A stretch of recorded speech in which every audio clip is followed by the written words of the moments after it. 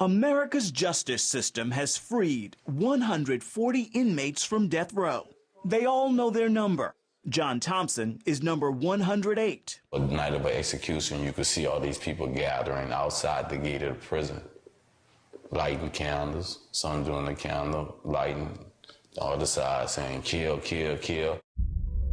Thompson's death row tale begins in 1984, following the robbery and murder of a New Orleans hotel executive. It was sort of easy to pin this on him. Ronald Gauthier chronicles the case in his book, Killing Time. New Orleans was a very high crime city.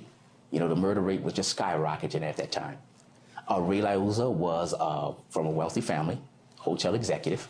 So it was a high-profile case from the very beginning. So the pressure was on the district attorney's office to get this case solved. Police quickly arrest a man who points the finger at Thompson. 5 months later, the 22-year-old father of two sits in jail, convicted of murder, faced with death. When the judge sentenced me to death, you know, he'd tell you about how he's gonna kill you, how much electric volts gonna run through your body. I wasn't ready for what was ahead of me. John Thompson spent the first 4 years of his incarceration here at the Orleans Parish Prison. But the true reality of his death sentence didn't hit him until guards transported him to Angola, Louisiana State Penitentiary. It was his birthday, September 6th, and he arrived at his cell to find the clothes of a man who'd just been executed still inside. Well, that dude was executed last night. That really blew me away. He said, executed? Oh, no, you got to come get everything out of here. I started throwing this stuff out in the hallway. They was laughing at me. He said, oh, you better get used to that, brother. Not much laughter, however, happened during his following 14 years of solitary confinement. John Thompson, while he was on death row, he had 7 stays of execution. So that means he had the death warrant brought to his cell. You know, he was prepared for his execution 7 times. It's not about if you did it or not no more.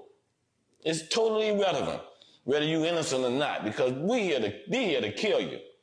So you got one common goal, to try to stay alive by any means necessary. That included finding 2 high-powered attorneys to take his case. By 2003, they had exhausted every appeal. They was going to execute me May the 20th, and my son was going to graduate May the 21st. So the next day after I was executed, my son was going to graduate from right around the corner. Then, before Thompson could be executed, a deathbed confession from the original prosecutor led investigators to uncovered evidence, blood test results, testimonies, and conflicting eyewitness accounts. He was actually retried. It took the jury less than 35 minutes to acquit him of the murder. So John was freed.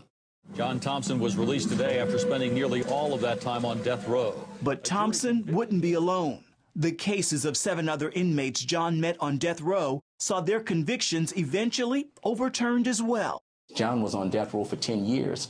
10 years later, a 16-year-old black male from New Orleans was convicted of first-degree murder, sentenced to death, and placed in a cell directly next door to John Thompson. And the first thing he said to John was, I didn't commit this murder. And it was Sharif Cousin's story that led Thompson to start RAY, Resurrection After Exoneration. It's a program to help exonerees find housing, job training, and medical help. He also pulled the community together to support their cause. I think we're supposed to have big dreams and big ambitions, but I believe we're supposed to have love, and I think we're supposed to have compassion. I think that's what our life's supposed to be filled with. RAY's walls are lined with the faces of those who've experienced that compassion. Exoneree number 91, Michael Graham, spent 14 years on death row. I believe, you know, what my father told me when I was young, that the truth will set you free, but in Louisiana, it's a little different. You know, you sweat here. Derek Jameson, number 119, lost 20 years of his freedom. The day I came home from death row, it felt like, you know how a kid feel that day before Christmas, you know. If I could bottle that feeling up and sell it, I'd be a billionaire. The justice system dealt John Thompson one blow since his release. A jury awarded him $14 million in a civil suit against the district attorney.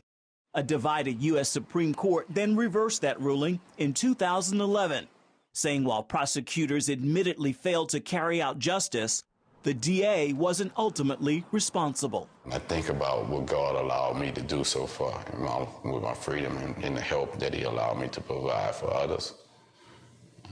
You know, I can't complain, you know. He's now happily married. Together, he and his wife have 7 children and 12 grandchildren. He often jokes, the prosecution may rest, but he won't until his work is no longer needed. Ephraim Graham, CBN News, New Orleans, Louisiana.